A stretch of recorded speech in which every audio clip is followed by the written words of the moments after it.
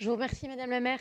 Cher Conseil des générations futures, vous êtes une assemblée consultative de 164 membres qui existe depuis 3 ans, qui représente la société civile parisienne, les entreprises, les salariés, les associations. Et vous nous présentez aujourd'hui votre second rapport d'activité.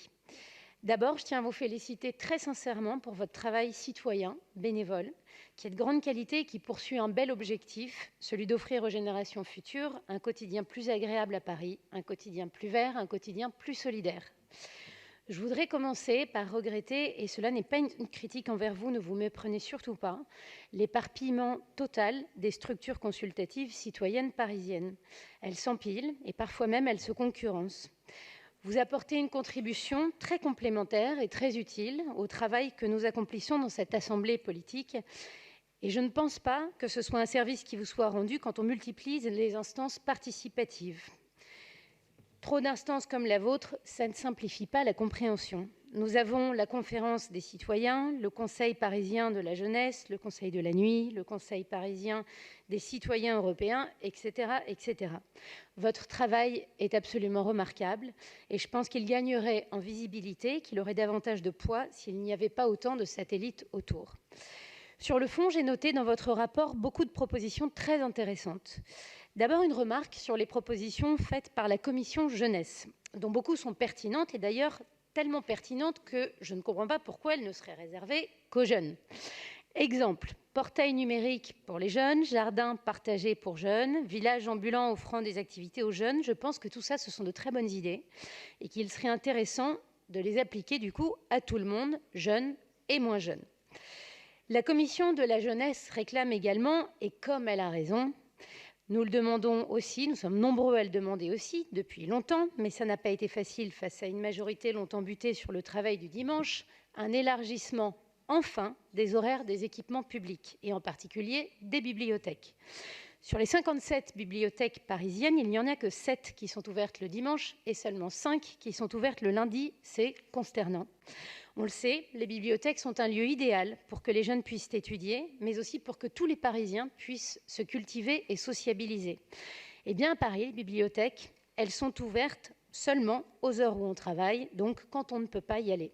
À Paris, c'est 38 heures seulement d'ouverture par semaine, comme vous le soulignez, alors que dans les autres villes, c'est le double, voire le triple en termes d'horaire d'ouverture des bibliothèques. À Londres, à New York, à Amsterdam, à Copenhague, c'est même presque 100 heures d'ouverture par semaine.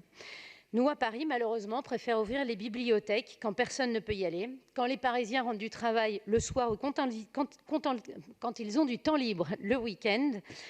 Le dimanche, par exemple, eh bien, c'est fermé. Et cela vaut aussi, malheureusement, pour beaucoup d'autres équipements publics, comme les gymnases. C'est une absurdité. J'ai lu également des choses tout à fait pertinentes de la part de la commission Vivre ensemble, en particulier sur le handicap, où vous proposez de créer des journées intitulées « Devine mon talent ». Si M. Martins veut bien intervenir quand ce sera son tour, parler tous les orateurs et oratrices. Merci.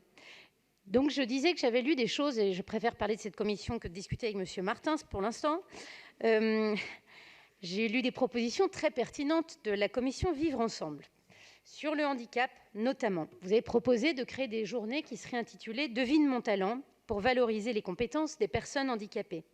Je voudrais donc savoir si cette initiative, qui est tout à fait louable, a été concrétisée par l'exécutif municipal, parce qu'on ne comprend pas trop à la lecture de votre rapport, et ça vaut pour beaucoup d'autres mesures que vous préconisez, quelle suite la mairie a donné à ces idées.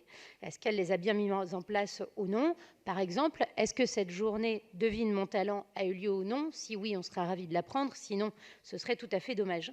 Toujours sur les travaux de la commission Vivre ensemble, il serait sans doute opportun, et il ne faut pas en avoir peur, que la commission pousse ses travaux plus loin sur les vraies raisons qui font que le vivre ensemble peut aujourd'hui être menacé, comme le communautarisme, la laïcité, le repli identitaire. Ce ne sont pas des sujets tabous, mais ce sont de vrais sujets qui agitent aujourd'hui notre société, sur lesquels votre réflexion et votre point de vue pourraient être extrêmement précieux. De manière générale, je tiens à vous féliciter et à vous encourager de nouveau, vous, le Conseil des générations futures. Je déplore en revanche le manque d'ambition dans les réponses que vous apporte l'exécutif. Quand je lis par exemple que Pauline Véron vous répond sur des demandes précises telles que la fracture collaborative, qu'elle va organiser des rencontres avec des pilotes de je ne sais quelle stratégie, je trouve ça un petit peu plat. On ne sait pas de qui elle parle, ni quand. Et puis une rencontre, on doit quand même avoir un petit peu mieux à vous proposer en réaction à vos points d'alerte.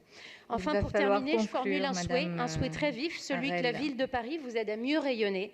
Malheureusement, le Conseil des générations futures reste toujours méconnu des Parisiens 3 ans après sa création, alors qu'il a une véritable utilité pour eux. J'en ai terminé. Les Parisiens ne savent malheureusement pas qu'ils peuvent le saisir. Je pense donc que l'exécutif doit prendre l'engagement de communiquer pour de vrai et très largement sur votre existence et votre utilité pour l'ensemble de la société. Je vous remercie.